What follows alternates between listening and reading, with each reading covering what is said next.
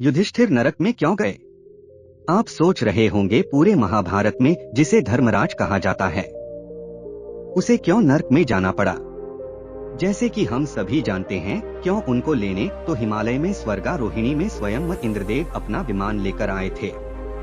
हालांकि यह बात अधूरी है, पूरी बात जानोगे तो पता चलेगा। चलिए जानते हैं युधिष्ठिर को नरक क्यों जाना पड़ा। युधिष्ठिर महाभारत में पांडवों में सबसे बड़े हैं। वह देवी कुंती के पांडव पुत्रों में सबसे बड़े जैविक पुत्र हैं। उनके जैविक पिता न्याय के देवता यमदेव हैं। हस्तिनापुर के राजा पांडु उनके दत्तक पिता हैं। आमतौर पर युधिष्ठिर को महाभारत में वेद व्यास जी ने उन्हें धर्म और सदाचार की प्रतिमा के रूप में वर्णित किया गया है। ऐसा भी बताया जाता है कि उन्होंने अपने जीवन में कोई अधार्मिक कार्य नहीं किया और न ही कभी असत्य बोला है। वह महाभारत का एकमात्र पात्र है जो अपने जीवन के अंत में महाभारत युद्ध के 36 वर्ष बाद यमराज के द्वारा ली गई कसौटी को पार करके सह शरीर स्वर्ग तक पहुंचने में सफल होते हैं। इतना ही नहीं, वे मृत्यु के भौतिक अनुभव को सहन किए बिना स्वर्ग में प्रवेश पाते हैं। हालांकि स्वर्ग जाने के बाद उन्हें नरक में भी ले जाया जाता है। युधिष्ठिर एक देवपुत्र होने के बावजूद उनसे भी अच्छे और बुरे कर्म हुए हैं। शायद इसीलिए ऐसा हुआ हो। इस वीडियो में हम इस प्रश्न का उत्तर जानेंगे, युधिष्ठिर नरक में क्यों गए। युधिष्ठिर महाभारत के सभी पात्रों में सबसे गुणी हैं और धर्मशील पुरुष गिने जाते हैं। उनको सदाचारी, सत्यपरायण और सदा धर्म के आश्रित माना गया है। शायद इसीलिए देवताओं के द्वारा उनके पुण्य के लिए पुरस्कृत करते हुए उन्हें स्वर्ग में स्थान दिया होगा। हालांकि युधिष्ठिर अपने जीवन में कम संख्या में दुष्कर्म करते हैं, किंतु यमदेव को गंभीर लगे होंगे, जिसके लिए यमदेव ने शायद उन्हें नरक भेजना उचित समझा हो। युधिष्ठिर नरक में क्यों गए, इस बारे में अधिक जानने के लिए आगे इन सब बातों को जानना जरूरी है। उनको स्वर्ग मिले या नरक, इन सभी बातों का फैसला तो यमदेव को ही करना था, जिसमें चित्रगुप्त द्वारा मिला हुआ बहीखाता देखकर ही उन्होंने अपना न्याय किया होगा। हालांकि युधिष्ठिर यमदेव के पुत्र थे, इसीलिए माना जाता है कि इसमें चित्रगुप्त ने भी कोई आरोप लगाना या बचाव करना उचित नहीं माना होगा। इसीलिए उन्होंने भी एक सूची बनाकर यमराज को दे दी होगी और उसी से यमदेव को नीति के बनाए हुए सिद्धांत और धर्म के अनुसार अपना फैसला किया होगा। चित्रगुप्त के द्वारा दी गई सूची की बात करें तो शायद इसमें लिखा था युधिष्ठिर के बुरे कर्म जो उन्हें नहीं करने चाहिए, जिसे पाप कर्म आदिल आ जा सकता है। दूसरा, उन्होंने लिखा था कि देवपुत्र युधिष्ठिर में अपने जीवन में किए गए अच्छे कर्म या जिसे सत्कार्य या उनके पुण्य कर्म माना जा सकता है। उनके बुरे कर्म की सूची में सबसे पहले था जुआ खेलना और उसमें भी अपनी और अपने भाइयों की साझा संपत्ति को अपनी मर्जी से दांव पर लगाकर हार जाना। दूसरा बुरा कार्य लिखा गया था अपनी पत्नी द्रौपदी को जुए में हार जाना। तीसरा पूरा कर्म लिखा गया था अपने गुरु से झूठ बोलना या छल करना। सबसे पहले आरोप के विषय में लिखा गया था कि महाराज, एक धार्मिक व्यक्ति को जिसे दुनिया प्रेरणा लेती है, ऐसे इंसान को बुरी लतों से दूर रहना चाहिए। हालांकि इस बात को नजरअंदाज करते हुए युधिष्ठिर ने जुआ खेला। इतना ही नहीं, जुए में सिर्फ अपनी निजी संपत्ति नहीं, अपने भाइयों की भी संपत्ति दांव पर लगा दी और हार गए। दूसरे आरोप के विषय में जाने तो महाराज, आपके पुत्र युधिष्ठिर ने कौरव और शकुनी के बहकावे में आकर अपनी पत्नी को संपत्ति समझकर जुए में दांव पर लगाकर हार गए। हालांकि द्रौपदी केवल उनकी पत्नी नहीं थी, वह अन्य 4 भाइयों की भी पत्नी थी। तीसरा और सबसे बुरा कर्म महाराज, यदि कोई धर्मशील व्यक्ति माता पिता देवता या अपने गुरु से झूठ बोलता है, उसे भी अपराध या बुरा करना माना गया है। और गुरु के खिलाफ किसी छल में भाग लिया जाए और ऐसे झूठ से गुरु की जान तक चली जाए, उसे भी पाप कर्मा माना गया है। महाराज, युद्ध के 15वें दिन द्रोण से उनके पुत्र अश्वत्थामा की मृत्यु की झूठी खबर बोली गई, उनका आधा झूठ। द्रोण एक ब्राह्मण हैं, इसलिए उन्हें मारने के लिए उनसे झूठ बोलकर युधिष्ठिर ब्राह्मण हत्या करने में भाग ले रहे थे, ऐसा दिखाई देता है। यह झूठ बोलने के तुरंत बाद उनके रथ का पहिया, जो हमेशा अपने गुणी स्वभाव के कारण पृथ्वी के 2 अंगुल ऊपर चौड़ाई तक तैरता रहता है, जैसे ही उनके मुंह से शब्द निकलता है, जमीन पर गिर जाता है। यह घटना भी उनके झूठ को प्रमाणित करती है। इस प्रकार बुरे कर्म की सूची थी। चित्रगुप्त के द्वारा दी गई अच्छे कर्म की सूची में क्या बताया गया था? युधिष्ठिर के बचाव में जिस कार्यों की बात है वह उपरोक्त सभी अपराधों का परिणाम एक सामान्य व्यक्ति के लिए एक गंभीर और दंड पात्र होता है, किंतु युधिष्ठिर के विषय के प्रत्येक अधर्म दिखने वाले मामले को उनके धार्मिक नजरिए से देखना होता है।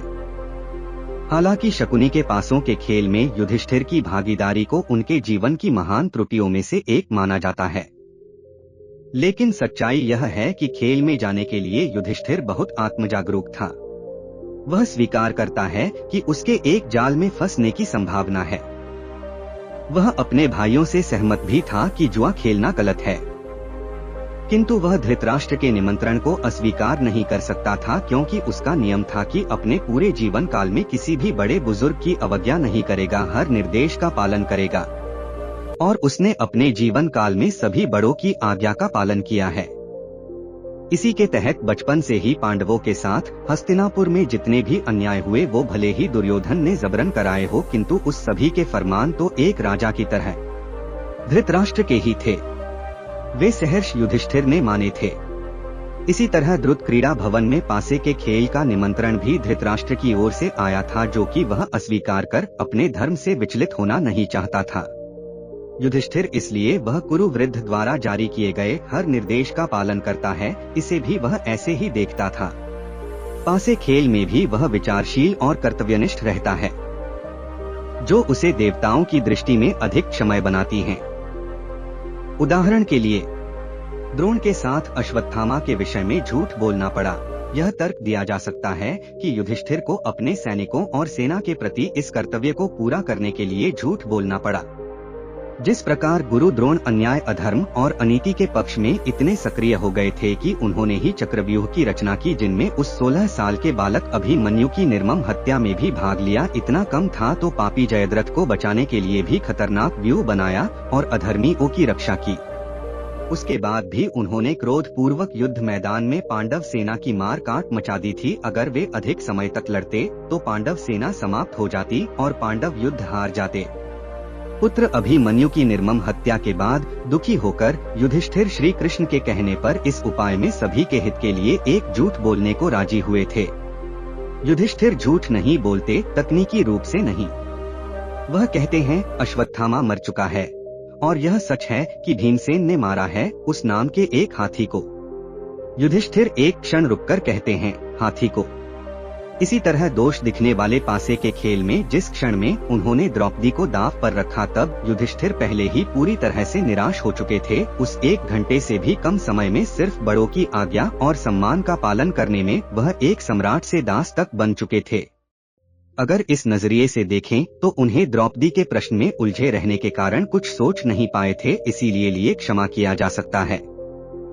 इन सभी पापपूर्ण कार्यों को असाधारण पुण्य कर्मों के विरुद्ध तौला जाना चाहिए जो वह अपने जीवन के दौरान करते हैं। वह एक राजा होकर भी एक ऋषि की तरह रहता है, एक गृहस्थ के रूप में अपने सभी कर्तव्यों को पूरा करता है, और एक न्यायप्रिय और सुप्रिय राजा के रूप में भी कई वर्षों तक इंद्रप्रस्थ पर शासन करता है। उसके शासन के समय में वह अपनी प्रजा के कल्याण के लिए कई सराहनीय योजनाएं लागू करता है, उसमें उसकी प्रजा सुखी जीवन व्यतीत करती है। इस प्रकार प्रजा का हितैषी और प्रिय राजा बना रहता है। चित्रगुप्त के द्वारा दी गई सूची को पूरी तरह जानकर यमराज ने अपना फैसला सुनाया था और युधिष्ठिर को सबसे पहले स्वर्ग लोक में ले जाया गया था। उसके तुरंत बाद ही युधिष्ठिर को नर्क ले जाया गया था। धर्मराज ने ऐसा क्यों किया, इस बात का पता तब चला जब युधिष्ठिर ने स्वर्ग में पहुंचकर दुर्योधन को देखा और किसी पांडव को नहीं देखा। तब धर्मराज से कहा मेरे सभी भाई कहाँ हैं? तब उसे नरक ले जाया जाता है। वहाँ नरक लोक में बड़े बड़े पापियों को अलग अलग यातनाएं दी जा रही थी। कई चिल्ला रहे थे, कहीं रो रहे थे। कुछ ही देर में उसे जानी पहचानी आवाज सुनाई देती है। वह पूछता है धर्मराज यह किसकी आवाज है, मुझे उसे देखना है। धर्मराज उसे ले जाते हैं और वह देखता है कि वहाँ भीम पड़ा हुआ था और जल्लाद उसकी टांग खींच रहे थे। वह पीड़ा से चिल्ला रहा था। उससे कुछ दूर से स्त्री की आवाज सुनाई दी। ध्यान से सुनने पर उन्हें पता चल गया यह तो द्रौपदी की आवाज है। तुरंत वह हाथ जोड़कर यमराज से कहते हैं यमदेव मुझे द्रौपदी दिखाइए। कभी यमदेव उन्हें द्रौपदी को दिखाते हैं। वहां द्रौपदी अंगारों पे खड़ी दर्द से चिल्ला रही थी। उसी के पास एक मनुष्य को सुलाया गया था और जल्लाद उसके मुंह में लोहे के तीर डाल रहे थे। वह रो रहा था, ठीक से चिल्ला भी नहीं पा रहा था। युधिष्ठिर ध्यान से देखते हैं, तब पता पड़ता है कि वह अर्जुन है। इन सब की हालत देखकर युधिष्ठिर दुखी हो जाते हैं और उन्हें भी खुद जैसे यातना मिल रही है ऐसा महसूस होने लगता है और कुछ समय तक वे भी रोने लगते हैं। तब अंतिम बार यमदेव अपने पुत्र युधिष्ठिर की परीक्षा लेते हैं और पूछते हैं कि तुम अपने और 2 भाई को नहीं देखना चाहोगे? तब पीड़ाग्रस्त युधिष्ठिर यमदेव से कहते हैं, मैं नहीं सह सकूंगा। युधिष्ठिर हाथ जोड़ अपने पिता यमदेव से कहते हैं, हम पांडव ने धर्म के साथ युद्ध किया था, फिर मेरे भाई नरक में क्यों? और ये पांचाली जिसने कोई पाप नहीं किया था, उसके साथ पाप हुआ है। तब यमदेव युधिष्ठिर को बताते हैं कि पुत्र बिना कारण कोई नरक नहीं आता, यह मैं तुम्हें विस्तार से सब कुछ बताऊंगा। चलो अब स्वर्ग चले। युधिष्ठिर हाथ जोड़कर कहते हैं कि मैं अपने भाई और पत्नी को छोड़कर स्वर्ग नहीं आऊंगा, मैं भी इन्हीं के साथ यही रहूंगा। अगर मेरे भाई दोषी है तो बड़ा भाई होने के नाते यह सभी जिम्मेदारी मेरी है, और यदि मेरी पत्नी ने भी कुछ अधर्म किया है तो उसमें भी मैं मेरा दोस्त देखता हूँ, क्यों मैंने अपनी पत्नी को ऐसा अधर्म करने दिया। इसीलिए इनसे ज्यादा दोषी तो मैं हूँ, मुझे ही नरक में रहना चाहिए। ऐसा कहते हुए युधिष्ठिर की आंखों से आंसू निकल गए। पास खड़े हुए यमराज मन ही मन अपने पुत्र को देख प्रसन्न होने लगे, उनको अपने पुत्र पर गर्व होने लगा। युधिष्ठिर उनकी आखिरी परीक्षा में सफल हो गए थे। एकाएक वहाँ का वातावरण खुशनुमा हो गया, जो कुछ नरक वहाँ था वह सब गायब हो गया। दरअसल यह यमदेव ने खुद अपने पुत्र युधिष्ठिर की परीक्षा ली थी और उनको भी उनके बुरे कर्म, जैसे कि द्रौपदी को जुए में हारना और अपने गुरु को आधा सच बताना, जिस कर्म अनुसार उचित न्याय करके यातना देने के लिए अपने हाथों से ही नरक की प्राप्ति कराई थी। जब यह सब हुआ तो युधिष्ठिर अचंभित हो गए थे, उनको कुछ समझ नहीं आया। जब उन्होंने यमदेव से पूछा कि ये सब क्या था, तब यमराज युधिष्ठिर से कहने लगे कि पुत्र, यह तुम्हारी कसौटी थी, तुमने मेरी रची गई उस कसौटी को पार कर लिया है और तुम्हारे जीवन के छोटे मोटे बुरे कर अनुसार नरक भी भोग लिया है। यमदेव युधिष्ठिर से आगे बताते हैं कि सही अर्थ में तुम अपने धर्म से विचलित नहीं हुए। जो तुम्हारा धर्म है, तुम्हारे भाई के प्रति, परिवार, पत्नी के प्रति, आज भी तुम उस धर्म की खातिर स्वर्ग ठुकराकर नरक में रहना पसंद करते हो। यही बताता है कि तुमने जो जो भूलेगी की है वह उस समय काल के अनुसार उचित धर्म की खातिर की होगी। पुत्र, अब तुम अनंत काल तक स्वर्ग में स्थान प्राप्त करो। पुत्र, तुम्हारे पुण्य कर्म तुम्हारे परिवार के बुरे कर्म का बोझ भी कम करते हैं, इसीलिए वो भी तुम्हें स्वर्ग में मिलेंगे। इतना कहकर युधिष्ठिर को लेकर यमराज स्वर्ग पहुंचते हैं।